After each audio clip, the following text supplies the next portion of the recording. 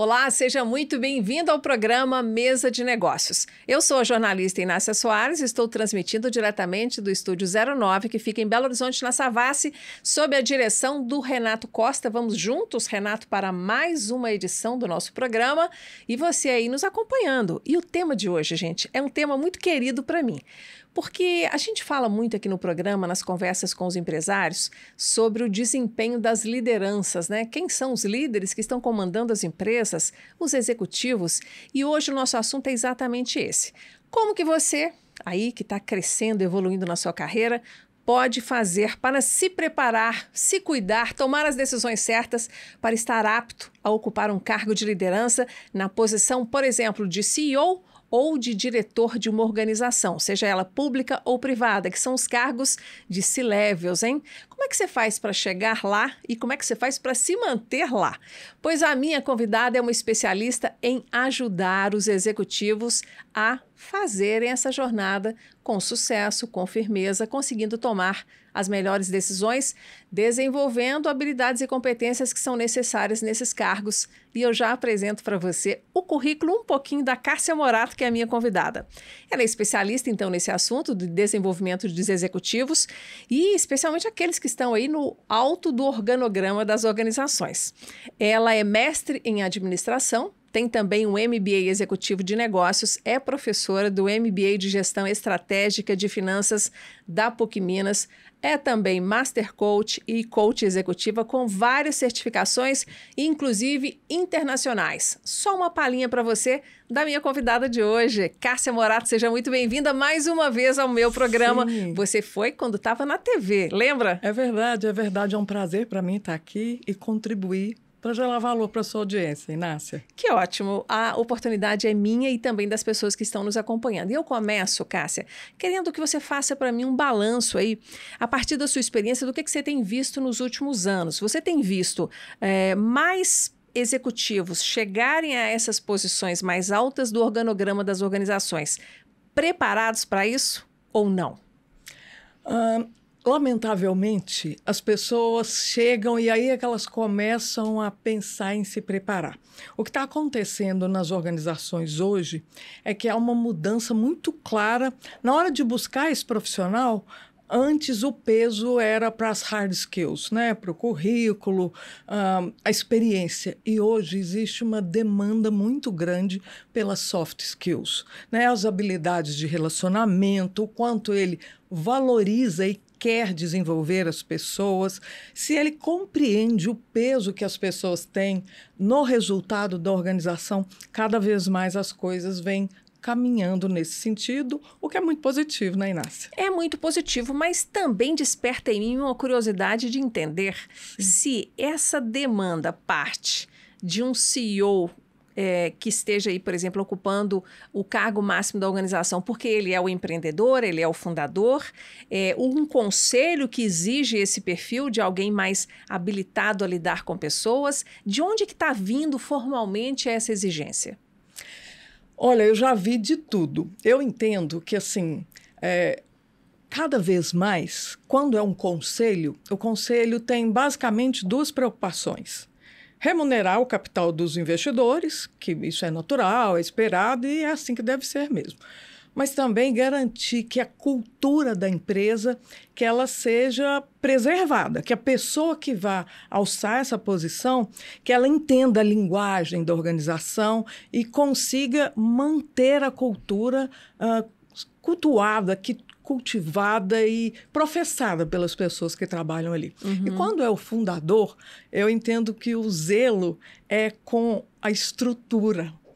E muitas vezes esse entendimento da importância de desenvolver as pessoas, ele acontece tardiamente. Muito apanhando, sofrendo, se matando, às vezes perdendo até um relacionamento afetivo. Não é incomum fundadores de empresa se separarem porque se dedicaram tanto à empresa que esqueceram da família. Verdade, verdade. E às vezes até encaram uma dificuldade no processo de sucessão, né? Porque os filhos viram tudo aquilo, essa dedicação extremada e acabam tendo um desejo, assim, quase nulo de assumir o negócio com a saída do pai, uma aposentadoria, Eu não quero viver, né? isso que eu vi a minha família É o viver. exemplo que ele não quer seguir. Isso mesmo. Ó, de cada 10 empresários que eu entrevisto aqui nessa mesa, 9 pelo menos me dizem que gestão de pessoas é a parte mais difícil do negócio. Mesmo ele estando em áreas extremamente competitivas do mercado, para ele gestão de pessoas é a parte mais difícil. Então, pergunto eu, para esse gestor máximo da organização ou até os diretores de outras áreas, finanças, logística, eles têm noção dessa importância de eles desenvolverem essa habilidade de gestão de pessoas? Porque o que eu vejo é, RH, cuida disso. Sim. E eu vou cuidar das coisas importantes do negócio. Sim. Eles não consideram muito pessoas como algo de extrema relevância no papel de diretor ou de CEO. E isso me chama muita atenção, porque eu entendo que é uma miopia. Em que sentido? O resultado, ele só é conquistado através das pessoas, de como elas colocam o talento delas em ação, a serviço dos objetivos. E equipamento, todo mundo pode comprar, né? É isso. Equipamento, máquina. Agora, onde é que está o verdadeiro ativo das organizações? É na qualidade das pessoas que elas atraem, o que elas oferecem para que essas pessoas queiram estar ali e queiram permanecer e crescer ali dentro da organização. Aí, nesse caso, eu vejo que é mais raro ver alguém lá no topo da organização que tem esse entendimento e que queira fazer isso acontecer. Eu já tive a alegria e a oportunidade de trabalhar com o presidente que tinha essa visão. Era alguém bem mais jovem e que entendia que ele só poderia fazer por meio das pessoas. Mas eu tenho muita clareza que nos meus 20 anos isso são preciosas exceções. Pois é, porque a impressão que eu tenho é de que eles consideram que é menos nobre fazer gestão de pessoas. Eles querem estar envolvidos em reuniões com clientes, com fornecedores, com o mercado, apresentações, palestras, negociações mais difíceis, mas eles não consideram gestão de pessoas algo tão relevante. E é tão interessante, você está coberta de razão, quando eles são confrontados com isso. Porque, Inácia, fazer mentoria, fazer coaching com presidente, com vice-presidente, é preciso ter topete. Eu falo que não é preciso ter só credenciais, é preciso ter topete, porque essas pessoas são muito solitárias, tomam decisões solitárias e são muito vaidosas. Uhum. E muitas vezes, para fazer bem o meu trabalho, eu preciso desafiá-las, quebrar algumas crenças e tirá-las do ponto de conforto. E eles se sentem muito desconfortáveis quando eles são confrontados com o fato, primeiro, que a responsabilidade é deles e é indelegável. Não dá para entregar isso na mão do RH e achar que está tudo certo. E eu gosto de confrontá-los dessa forma. Quero ir nesse caminho aí, hein? Ah, pois é. Como é que você os incomoda? Descreva para a gente um processo, omitindo aí o nome do seu cliente, né, para quem você fez a mentoria ou o coaching, para a gente entender como é que funciona esse processo de despertamento deles, para que eles tenham um novo desempenho na gestão de pessoas. É que assim, para alguém crescer, ser promovido, para alguém ter uma carreira de valor, é preciso que essa pessoa seja minimamente capaz de formar um sucessor. Não é possível formar um bom sucessor sem se dar o trabalho. E esse é o trabalho mais nobre de um líder, que é desenvolver os seus liderados. Preparar uma sucessão que seja segura, que seja capaz de ocupar a cadeira que hoje ele ocupa. E muitas vezes eles não aceitam que isso é o trabalho deles. E, incrivelmente, por trás de toda essa proteção que eles criam em torno de si, porque existe um mito em torno de quem está lá tomando decisões que envolvem milhões e que mexe com a vida de muita gente. Uhum. É claro que existe uma aura mitológica em torno lá do CEO, do presidente. Mas... E eu ouso dizer que não é só mitológica, não, porque as pessoas no entorno dessas lideranças com muito poder, elas poupam essas lideranças de muita coisa. Verdade. Né? Verdade. E elas ficam... há uma relação artificial ali. Sim. Por exemplo, eu, como jornalista, sou cara de pau como você e tenho que ser na minha profissão. Então, às vezes, eu abordo um presidente para o qual eu fui alertada. Olha, ele não gosta disso, não gosta daquilo, não pergunta isso. Pois Sim. Eu sou absolutamente natural. E eu vou andando conforme a resposta. E é preciso ter coragem para furar essa redoma que nem sempre é o próprio executivo que colocou em volta dele. As pessoas é que põem em volta desses executivos de muito poder essa redoma que impede que eles sejam quem eles de fato são. E sabe o que é interessante nessa jornada de descoberta? Porque, assim, desenvolver o outro é ajudar o outro a se descobrir. E muitas vezes, para ele se descobrir, ele tem que olhar para partes de si que ele faz um grande esforço para esconder, para omitir, para dissimular, porque são as fragilidades. E essas fragilidades, quando investigadas com o devido respeito, elas podem se tornar um grande trunfo para que eles se desenvolvam, superem dificuldades. Então, Inácia, eu acredito que por trás desse desdém diante da gestão de pessoas, até mesmo de nomear a gestão de pessoas como algo desafiador, está também uma preocupação que é assim, isso daí não vai me dar visibilidade, ou isso daí não representa impacto financeiro para a organização. E, claro, cada um desses aspectos pode ser desmistificado. É preciso que haja abertura.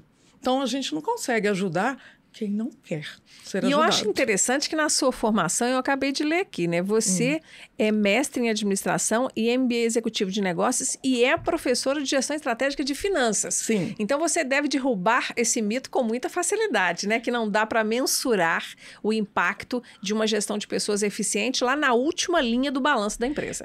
Eu acredito e tecnicamente me preparo para municiar quem está tomando decisões de mecanismos que gerem percepção de ganho. E quando a gente fala de ganho nas organizações, isso aí tem que ser traduzido em dinheiro. Então, quando se contrata um treinamento, um projeto de coaching ou de mentoria, é possível mensurar. Não é fácil, mas é possível. E muito da desconfiança dos presidentes, tem até pesquisas sobre isso, está na falsa crença de que desenvolver pessoas não é algo que é mensurável, que é algo intangível. Não é verdade, é tangível, é possível medir, dá trabalho, mas gera também a percepção de que aquele investimento pode se justificar pelo impacto que ele trouxe, ou nas vendas, ou na retenção dos talentos. Eu vejo que ainda a retenção é algo, do ponto de vista financeiro, mal dimensionada.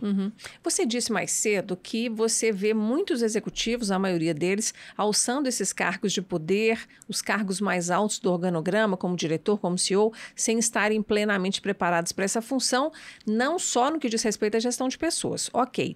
Mas essa tarefa deveria ser da empresa? Você acha que ela está assumindo isso para si, se preocupar com o sucessor, vai expandir, vai abrir uma nova planta, por exemplo, ter alguém da própria equipe hoje preparada para estar lá nesta nova posição, ou esse tem que ser um esforço da pessoa, do profissional, se vira, se prepare, busque conhecimento fora da organização, não conte apenas com os treinamentos internos. Qual que é a sua recomendação? Eu entendo que essas coisas não são excludentes e vou me justificar. Um negócio que quer ser competitivo, entregar valor para o mercado, que quer inovar, ele precisa entender a gestão de pessoas como parte da estratégia. E eu vejo isso acontecer dentro da minha casa. A minha filha é recrutadora internacional de um banco inglês, uma fintech. E o processo de recrutamento desse banco tem 5 etapas. Só o primeiro é focado no currículo. O restante está investigando habilidades, atitudes, valores. Então, há uma mudança acontecendo. São todas as empresas que entendem os ativos, as pessoas como principal ativo? Não são. Mas a empresa que quer crescer de forma segura e que pretende ser competitiva, ela não pode excluir das suas prioridades desenvolver as pessoas. Não é possível. Você falou tudo, porque quando você cita inovação, é um processo que na cabeça de muitas pessoas, e dependendo do segmento do negócio, acredita que se faça em laboratório, com poucas pessoas envolvidas. Até uma certa fase pode ser, mas depois que a inovação vai para a rua, todo mundo tem que estar dentro do time da inovação, porque Até senão o cliente, não emplaca. né? Até o cliente. Exato, senão não emplaca. Sem dúvida, sem dúvida.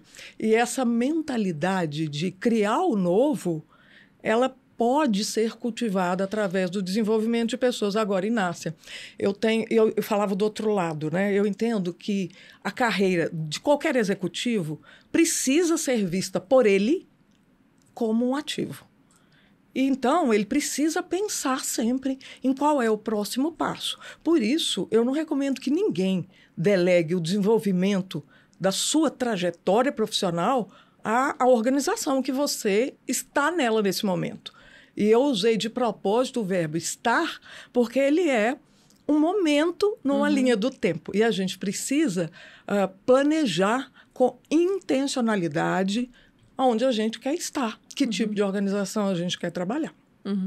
Você está falando, eu estou aqui pensando em alguns nomes, né? Não vou nem citar aqui não, mas eu quero citar a situação em si. Sim. Que são alguns grandes executivos que vão trocando de organizações. Eles são chamados para uma grande marca, ficam ali 2, 3 anos, comandam um processo de mudança e eles são negociados a peso de ouro no mercado, porque eles são pessoas que dão resultado. Perfeito. E aí ele sai do segmento, sei lá, da siderurgia, vai para o bancário com a mesma competência. A habilidade do grande gestor, do big boss ali, do CEO, do presidente da organização, para saber tomar decisões independentemente do mercado onde ele está atuando, essa é uma habilidade rara? Ela é uma habilidade que está diretamente conectada com o quanto ele é bom em gerir pessoas. Por quê? O conhecimento do negócio ele é inevitável e ele se dá através dos liderados. Eu não preciso ser um expert em banco se eu vim lá da indústria de minério e vou trabalhar num banco. Isso tem algum impedimento? Se eu for muito bom em gestão de pessoas, eu acredito que o desafio ele é muito mais fácil de ser enfrentado.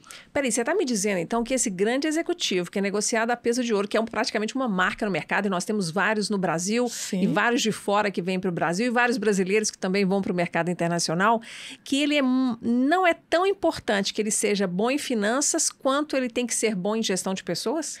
Sim, principalmente para quem está lá no topo das organizações, conhecer o mercado, o negócio, isso é algo que ele pode fazer por meio das outras pessoas que já estão ali na organização. Agora, para isso, o cara precisa ser muito habilidoso em explorar, e eu digo explorar positivamente, os talentos que estão na equipe dele, em trabalhar como parceiro, criar um sentido de pertencimento entre os seus. E não é todo presidente que tem esse tipo de habilidade. Pelo contrário, isso é bem raro.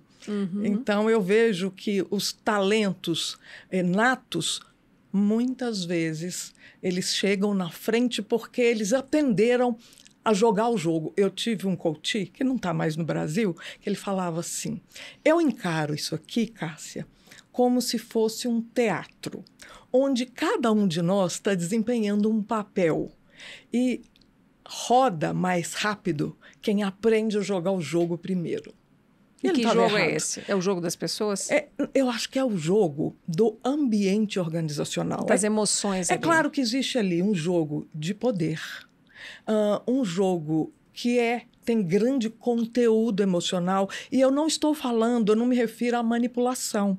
Eu não acredito que para ser bom é preciso ser manipulador. Embora no mundo organizacional haja grandes manipuladores ocupando cargos de relevância. Sim, é comum. E existem estudos até que mostram que é muito comum encontrar pessoas com transtorno de personalidade em cargos em que as pessoas precisam exercer poder rotineiramente. Isso atrai. Você identifica pelas suas andanças no mercado, pelos seus clientes, pelo que você vê de trânsito dentro das organizações, uma facilidade para lidar com pessoas que têm a ver com a idade? Mais jovens têm mais facilidade, mais velhos, mais experientes, homens ou mulheres, ou não? Isso é bem heterogêneo? Eu acho que isso é bem heterogêneo. Agora, eu tenho visto um padrão desafiando as organizações e que eu entendo que isso é um enfoque necessário para para quem é gestor de gente e para quem pretende se tornar presidente, CEO, que é cada vez mais a necessidade de conviver com diversas gerações. A gente está vivendo muito mais. As pessoas, claro, eu vou fazer 59 anos. Eu não quero me aposentar. Eu posso mudar de área? Por que não? Posso, mas deixar de trabalhar, não. E é isso que vem acontecendo no mundo corporativo hoje. É preciso lidar com aquele jovem que acabou de entrar como um high potential, que entrou lá no projeto de trainee, e ele precisa interagir com pessoas que tinham idade para se aposentar e que voltaram a trabalhar, ou que querem continuar trabalhando. E isso não é fácil, porque são valores diferentes, modos de ver a vida que são muito díspares, e é preciso alguém para equacionar e tirar o melhor disso. É desafiador. Eu quero tentar entrar mais na linha do prático aqui para a gente ajudar a nossa audiência. Sim. Quando você pega um novo coach, você vai começar ali um trabalho de coaching com ele para direcioná-lo, por exemplo, para que ele tenha um melhor desempenho já no cargo que ele está de presidente de uma organização. Que tipo de exercício que você dá para ele fazer? Porque você disse que confronta ele. Eu quero entender na prática como que é isso. Autodesenvolvimento não acontece sem autoconhecimento. E eu gosto de trabalhar, principalmente no primeiro terço do projeto, com mecanismos em que a pessoa consiga se ver de forma bem isenta. Então, ferramentas de análise de perfil comportamental, eventualmente e com bastante critério, se for necessário, uma 360, principalmente nos casos onde a pessoa não tem muita consciência de como ela é vista ou do impacto eventualmente negativo que a forma como ela interage com os outros causa naquelas pessoas. Vamos só explicar para quem não conhece que essa avaliação 360 são os pares dessa pessoa e os liderados abaixo dele falando sobre ele. Isso. Por que eu entendo que isso é importante? Porque a pessoa se ver de forma mais ampliada e em profundidade ajuda a pessoa a tomar decisões se aquilo que ela vem fazendo tem potencial para levá-la para o lugar que ela quer estar. Muitas vezes a pessoa quer ser promovida e toma decisões que jogam contra ela mesma. E é preciso que ela entenda quais são os gatilhos, o que está me levando a agir assim. Eu só consigo confrontar a pessoa que me dá licença para isso. Deixa eu te perguntar, nesse processo do 360, quando ele é necessário, Sim. As pessoas que vão contribuir com esse comentário sobre o seu coach, elas estão cara a cara com ele ou elas fazem isso para você e depois você repassa isso da maneira que acha adequado? Normalmente, a regra é, primeiro, que o avaliado, que ele esteja ciente e autorize. Então, eu converso com a pessoa e falo, olha, você pode se beneficiar disso. Mas tudo depende do quanto você está pronto. Você quer. Mas é na cara dele ou não? Não. Aí eu uso... Porque senão tira a liberdade de quem fala, Exatamente. né? Eu uso de ferramentas super tecnológicas que a pessoa pode responder pela internet, em que a isenção dela é assegurada pelo fato de ser uma avaliação anônima, porque eu quero a informação. De onde ela vem, de quem ela vem, não é tão importante quanto o que isso representa para quem está se desenvolvendo. Excelente, isso mesmo. Acho isso bom. E a partir daí é que a gente confronta. Agora, eu já tive episódios, Inácia, de estar desenvolvendo alguém que era muito jovem, era tido como um alto potencial para ser enviado para os Estados Unidos, e no meio do projeto eu percebi que a pessoa estava totalmente fechada. E como é que eu percebi isso? Durante a sessão...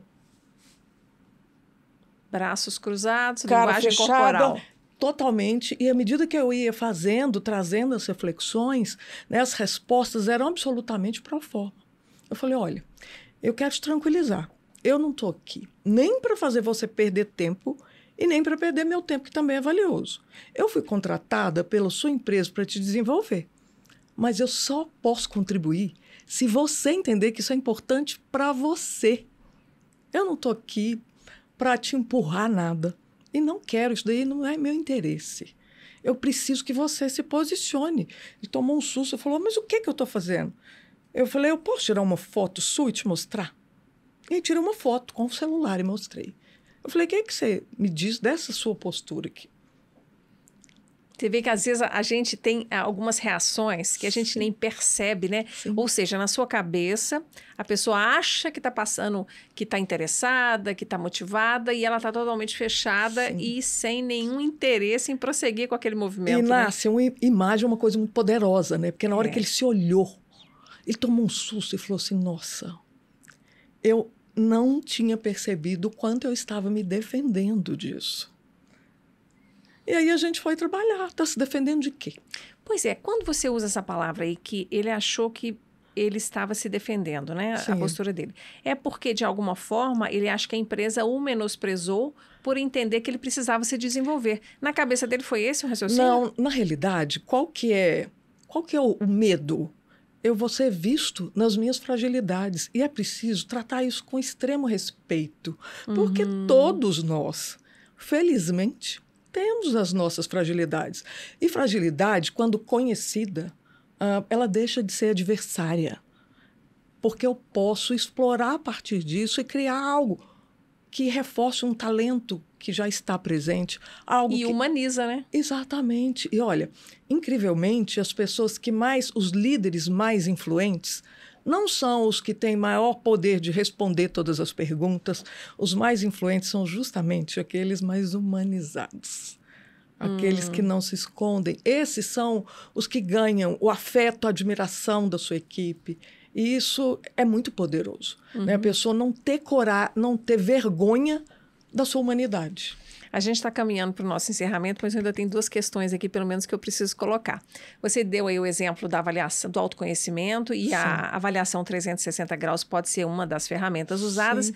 Me dá um outro momento aí do processo de coaching em que você trabalhe com esse executivo que está precisando melhorar o seu desempenho em relação à gestão de pessoas. Olha, existe uma série, eu procuro ser muito personalista para entender aquele executivo. Né? Onde é que está a dificuldade dele, em que momento? Porque eu já entrei em empresas que tinham um RH super estruturado, mas que não era ouvido, ou que era pouco valorizado por parte de quem estava lá sentado na cadeira das maiores decisões. E já aconteceu o contrário, de estar numa organização em que o RH tinha uma estrutura bem mais modesta, mas que era ouvido, era parceiro de quem estava lá tomando decisões. Então, eu procuro entender o cenário. O cenário e quais são as maiores barreiras. Eu nunca inicio um projeto sem entender com quem eu vou trabalhar, qual é a visão que o RH tem daquela pessoa, quais são as expectativas e o que é que precisa acontecer para que a empresa entenda que o meu trabalho gerou valor. Eu preciso entender quais são os critérios de mensuração, porque se eu não tiver uma referência, como é que eu vou evoluir? Agora, quando a gente fala de gestão de pessoas, tem algumas perguntas que o líder precisa ter em mente em relação aos seus liderados, né? Principalmente quem está no topo da organização. O que eu e a minha equipe estamos aqui para fazer juntos? Essa é uma pergunta que parece inocente e não é. Segundo, o que vai indicar que o nosso trabalho está caminhando na direção apropriada, na direção da estratégia? Terceiro, o que é permitido que façamos uns aos outros? Porque essa pergunta já remete a valores. O que é aceitável fazer aqui? O que não é aceitável? E, por último, o que nós vamos fazer quando esses acordos forem transgredidos por alguém? Porque olhar para esse arcabouço já me dá condição de criar um espaço seguro de desenvolvimento das pessoas. E todo mundo quer trabalhar no espaço seguro, né? Pois é, porque muitas pessoas têm medo também de ousar, porque têm medo da punição pelo erro de ousarem, né? Sim. Então, conhecer esse território é muito importante se eu quero me desenvolver e alçar o cargo de diretoria, de CEO. E eu acredito que é preciso desmistificar o erro. Porque, no meu entendimento, aquele que não erra é o que não faz. Todo mundo que faz vai um dia cometer erros. E está tudo bem se eu uso o erro como instrumento de autoaprimoramento. Agora, se eu escondo o meu erro, se eu quero ocultar o meu erro, ele está ficando muito poderoso em relação ao que eu posso fazer. Né? Eu digo do meu medo. Uma última pergunta, Sim. Cássia. A gente tem falado aqui ao longo da nossa conversa da importância dos CEOs, dos diretores, né, dos cargos C-levels das organizações Sim. estarem cada vez mais comprometidos com a sua equipe, com o desenvolvimento de pessoas, com estratégia, com impulsioná-los no autodesenvolvimento. Mas no passado, eu vi muito mais diretores e CEOs sendo demitidos por não conseguirem os resultados financeiros objetivos daquela organização do que por não saberem gerir pessoas. Você tem visto que sejam gerentes, diretores, aqueles que estão aí no começo aí dessa parte mais importante do organograma, com maior peso, serem demitidos claramente por não darem conta de liderar? Tenho, assim, eu acho que essa é uma demissão que dói muito, porque... Às vezes ele é um bom técnico, né? Não, e às vezes ele entrega resultado e deixa atrás de si um rastro de sangue. Por quê? Porque a forma como ele fere as pessoas, porque ele desconsidera a emoção das pessoas. Então, ele entrega resultado, mas ele faz um estrago porque o ambiente é tóxico. A um custo muito alto. Isso. O custo da gestão dele é um custo insustentável, eu diria, no médio prazo, porque manter a produtividade quando você está estressado, doente mentalmente, é algo insustentável no médio prazo.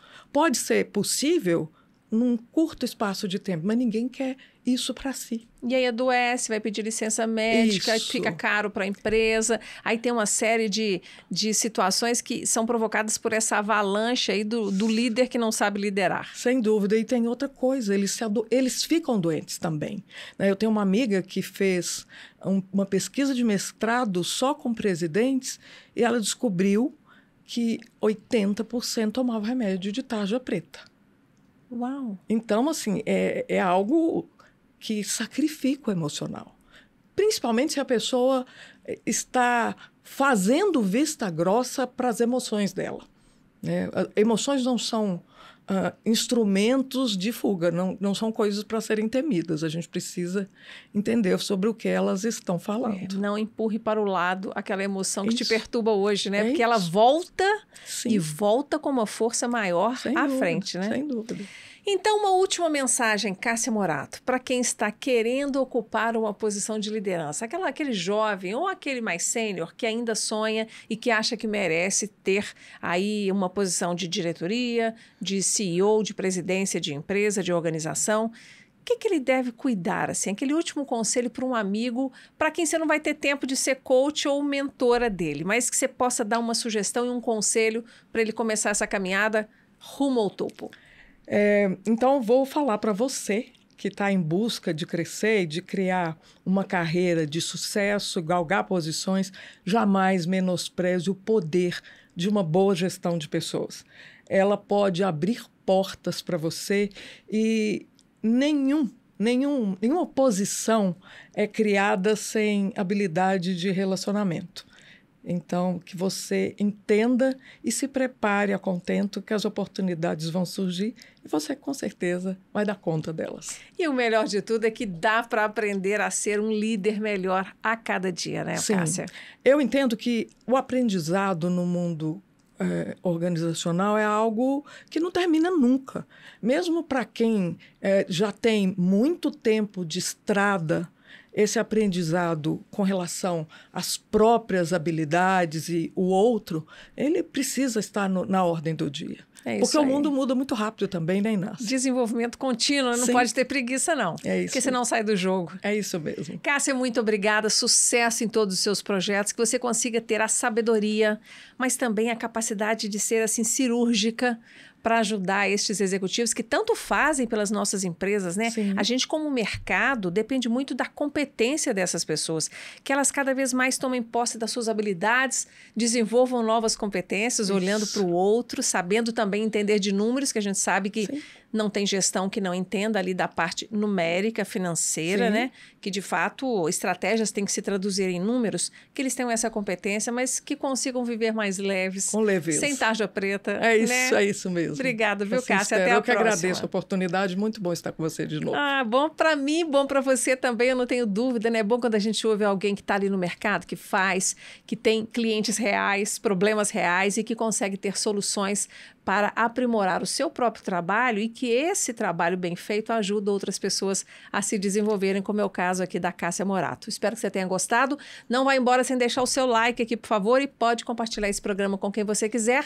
E nos próximos dias, por favor, nas redes sociais, no @Inácia Soares, no Mesa de Negócios, você vai encontrar os melhores trechos desse papo com a Cássia Morato, para você começar a enviar para os seus amigos, cutucar aqueles que você acha que estão precisando de aprender com ela e de fazer essas reflexões tão importantes sobre o autodesenvolvimento na carreira de executivo.